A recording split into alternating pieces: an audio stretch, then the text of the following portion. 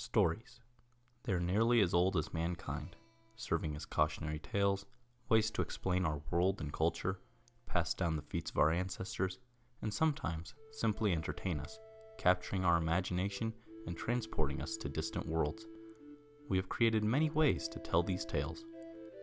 In 1949, American mythologist Joseph Campbell put forth in his book, The Hero with a Thousand Faces, a proposed guideline for structuring myths and stories that most stories from various cultures around the world follow, not always exactly, but closely enough for a visible pattern to emerge. This is the Monomyth, the hero's journey. From those told in the dark around the flickering flame, age-old myths such as the Epic of Gilgamesh, to modern-day novels like Harry Potter and even the beloved Star Wars movies, they can all be shown to follow this pattern. But what of games? That is what we will attempt to do, to apply this guideline for storytelling to a more interactive experience. Each step is a choice, a symbol, a lesson on the hero's journey. This is the hero's journey in gaming, The Legend of Zelda, A Link to the Past. First, before we begin, I would like to state that I am by no means an expert. This is simply one analysis, one perspective as offered by me. I by no means present these ideas as fact. Further, as we explore the way the hero's journey can be seen in The Legend of Zelda: A Link to the Past, we will be spoiling major segments of the game. Additionally, as the various games of the Zelda franchise all relate to each other, we will likely spoil segments from other games as well. With that out of the way, we can begin. For those unfamiliar with Joseph Campbell's Monomyth, it is a basic pattern that most stories from various cultures and time periods can be seen to follow in some form or fashion. This is the most basic version. However, many other variations and interpretations exist. For our purposes, we'll be basing our analysis off of this slightly more fleshed out version.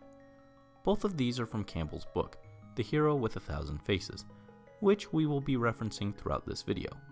Please note, this is not meant to be the most in-depth analysis, but should give a general idea as to how games can fit within these guidelines, as a means of storytelling. For our purposes, we will be looking at The Legend of Zelda: A Link to the Past. We will be looking at this game in particular, as the characters have not yet evolved into their more fleshed out counterparts we begin to see from Ocarina of Time moving forward, yet still have more characterization than those we see in the first few games. This helps simplify things and allows us to focus more on the story, which is also simple enough for simple analysis without getting too complex. Lastly, not every concept that appears on the Monomyth applies to every story. Remember, this is more of a guideline of common themes and ideas rather than a hard set guide.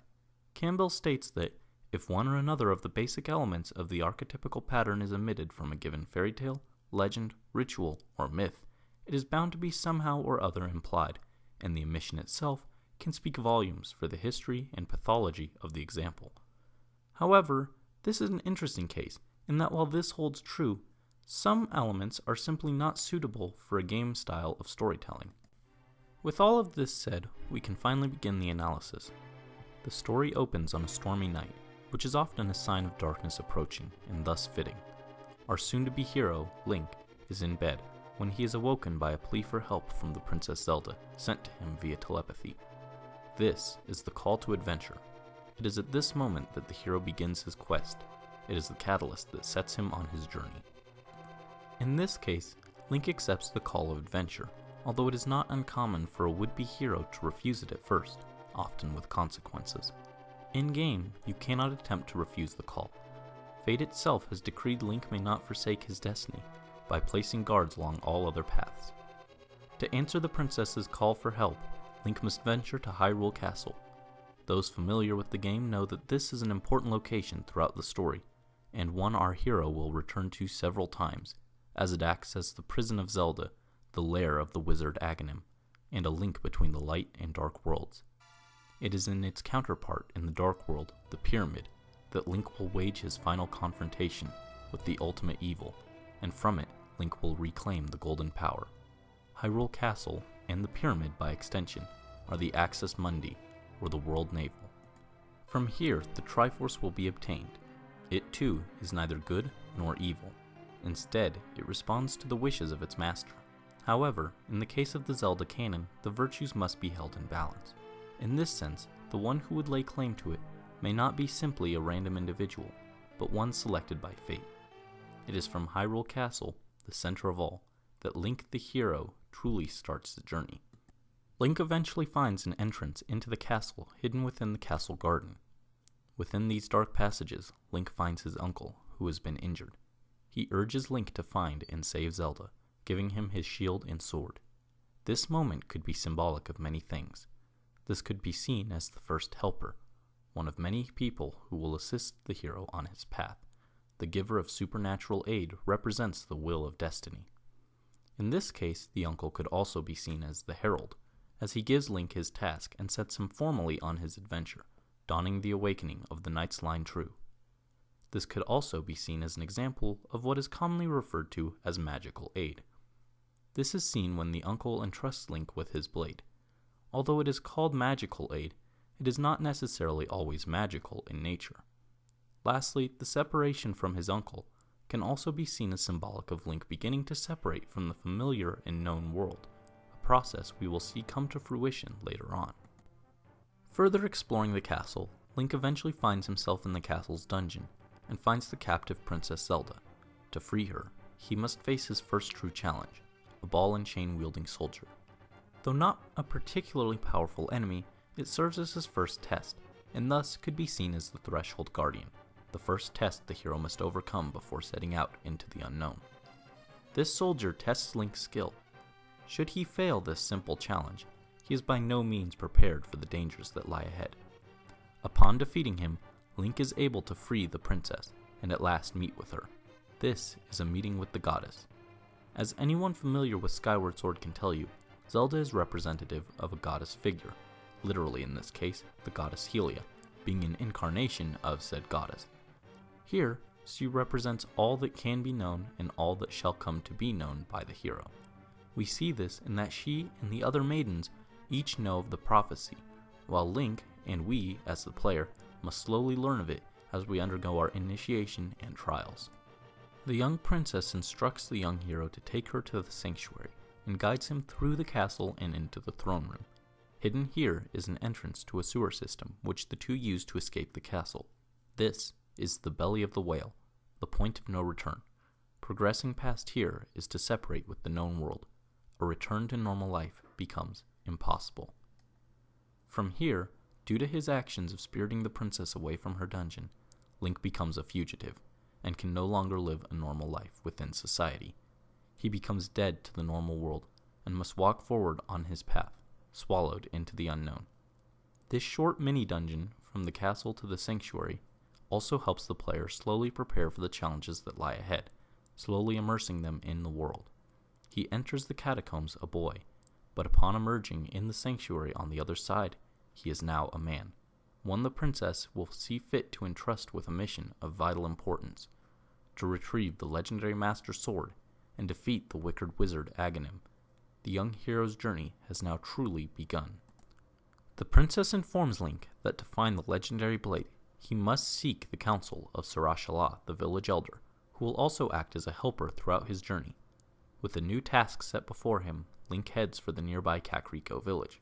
However, the hero's actions have consequences.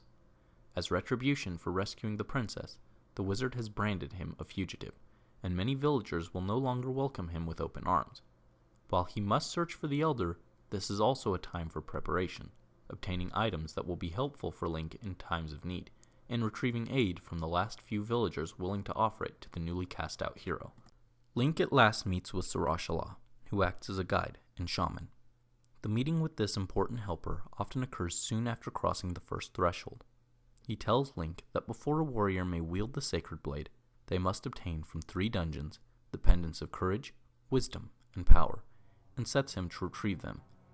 These are the first set of tests, which challenge the hero's worth, their aptitude and readiness for completing a more difficult challenge, retrieving a boon, etc. These trials often check if the candidate in question has certain values or traits. In this case, the pendants of the first dungeon challenge the hero to demonstrate that he wields the 3 sacred virtues one requires to wield not only the blade that can free the world from the tyrant's grip, but also the sacred powers that can right his wrongs once more. This segment, in which Link navigates these dungeons, are only among the first of many such trials. As stated by Campbell, the original departure into the Land of Trials represented only the beginning of the long and really perilous path of initiatory conquests and moments of illumination. Dragons have now to be slain, and surprising barriers passed, again, again, and again. Meanwhile, there will be a multitude of preliminary victories, unretainable ecstasies, and momentary glimpses of the wonderful land. To begin, Link conquers the Eastern Palace, home of the Pendant of Courage. Upon doing so, he receives more aid in the form of the Pegasus Boots, allowing him to run swiftly, and the instruction that his next task lay within the Desert Palace. But to enter, he must make use of his new item, and retrieve the Book of Medora, which will likewise be key through certain points of his adventure, translating lost words of the past for the hero to understand. Using the tome, he is able to enter and conquer this palace as well, retrieving the Pendant of Power. At last one remains, which lay atop Death Mountain, sealed within the Tower of Hera. Scaling the mountain is another key part of his journey, not simply to retrieve said pendant, but also for the glimpse of the hero's future journey it gives. Early into his ascent, Link finds a lost old man within the mountain's caves. Having lost his lamp, the man requests Link guide him out of the caves. This old man of the mountains is yet another helper, who assists Link with the aid of a magic mirror for his good deed of guiding him home. The flute boy, whom he later finds in the Dark World, is another such helper, rewarding the hero's compassion with a flute that can call a bird to take him to faraway locations. Both of these become indispensable on his journey. Shortly after this, Link arrives at the mountain's summit. However, the tower still lay ahead just out of reach. Although his quest seems to be at a loss, a quick search of the nearby area reveals a magical portal. With no other options, our hero steps into it and is transported to another world, one we have heard about throughout the game thus far, the Dark World. Link spends only a few moments here, but it is an important location for later in his quest. The light and dark worlds can also be taken as the waking world and the dreamscape, the land of life and the underworld, into which the hero must venture to reclaim his love, to be symbolized as Zelda. Further, they represent the dualities that exist in the world. What is right in one is not so in the other. Where peaceful villagers inhabit, their counterparts are hostile thieves. The hero must recognize and master both worlds, becoming one with all. Upon entering the portal, Link is warped by the powers of this new land and transformed, rendered helpless, in the form of a rabbit. The form of the rabbit taken upon first entering the Dark World can be interpreted as Link being uncertain of himself and his power in this strange and unfamiliar land. It also further highlights the dualities of the two worlds. While Link is powerful in his own realm, he is reduced to a state of helplessness in the underworld, much like Inanna, the Sumerian goddess, who similarly enters the land of the dead and is similarly rendered helpless by the laws of the unfamiliar world. Vulnerable, he must abide by the rules of this strange new land, at least until he obtains the mystical relic, the Moon's Pearl, from within the Tower of Hera.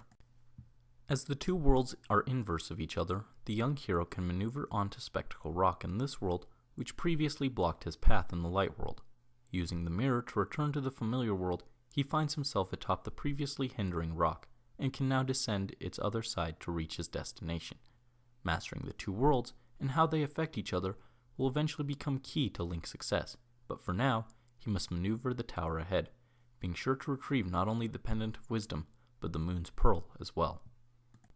Upon demonstrating his assimilation of the virtues, he has demonstrated his worth and transcends from an average boy with the possibility of a fantastic destiny to a man who is fit to wear the title hero.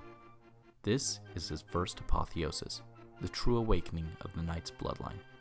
With it, he takes on their legacy and the weight of the world he must save. He is fit to wield the legendary blade of Evil's Bane, the Master Sword, which he finds deep within the Lost Woods.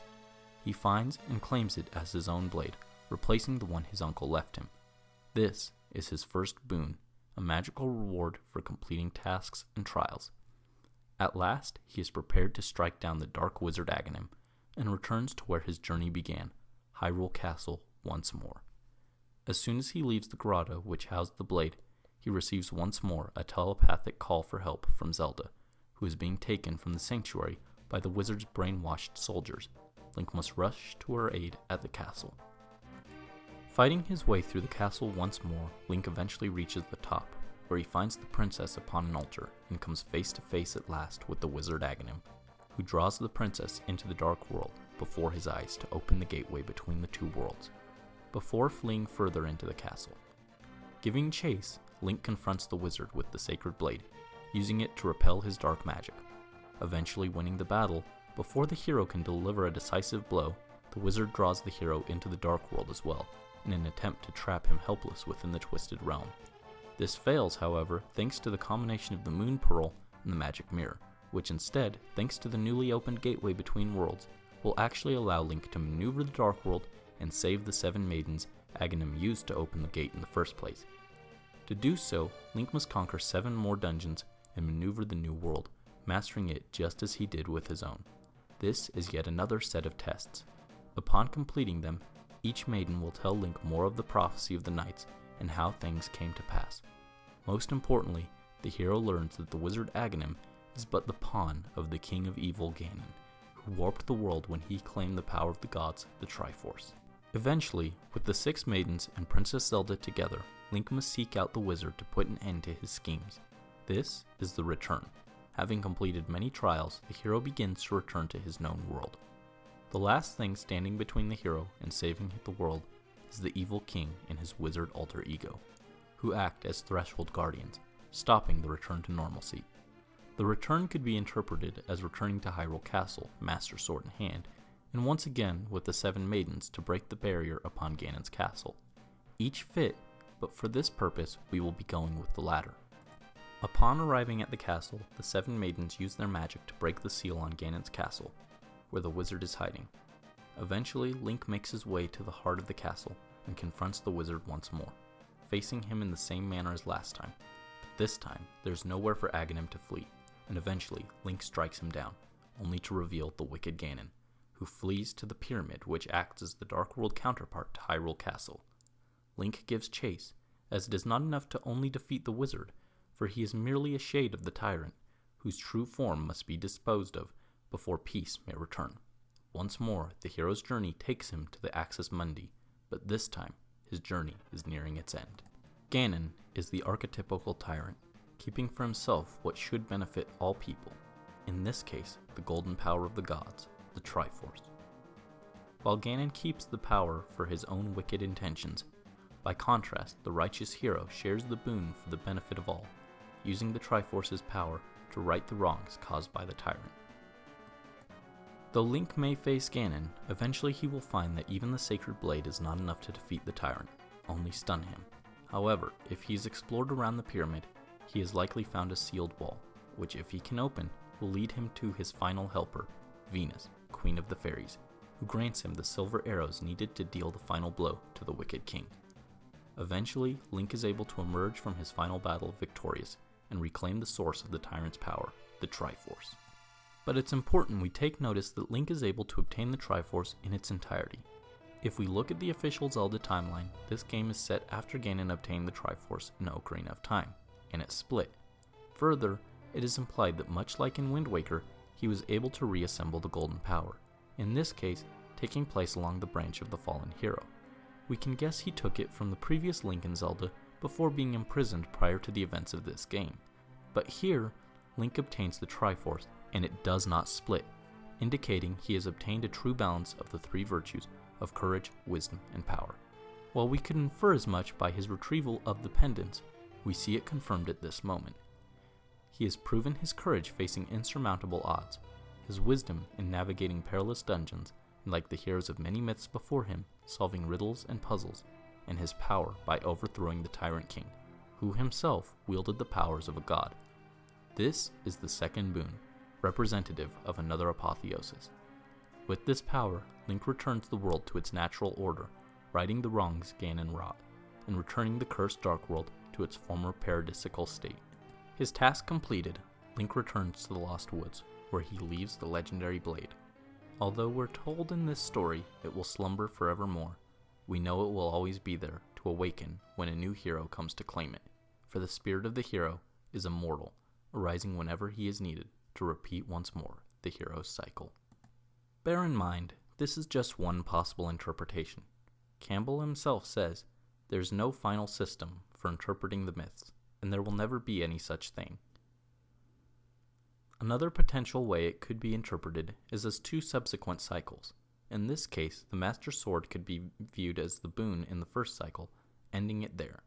Zelda's cry for help once again becomes a call for adventure, in a mirror of the first cycle, and entering Hyrule Castle once more serves as the belly of the whale. From here, the hero will once more be cut off from the world he knew, the one he had gained mastery over in the previous adventure, as he prepares to enter the next world. Longer games can be more complicated and may not have clearly defined events, and some may even be able to be further split into multiple cycles themselves. So what does this all mean? It shows that these themes truly are universal. While possible, it is unlikely that Zelda creator Shigeru Miyamoto created Zelda with Joseph Campbell's guidelines in mind. Rather, the story falls into place simply because most stories follow these patterns, as they are universal.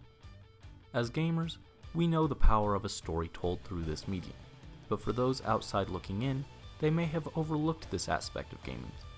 Stories have always entertained us, as have games. When you consider that, doesn't it make perfect sense that a game is such a wonderful medium for storytelling? Guiding a character through a game, we can connect with them, explore the fabled lands of the past, unique imaginings of the present, or even the unknown future, and reignite the ancestral human spirit, remembering we are each of us the heroes of our own story.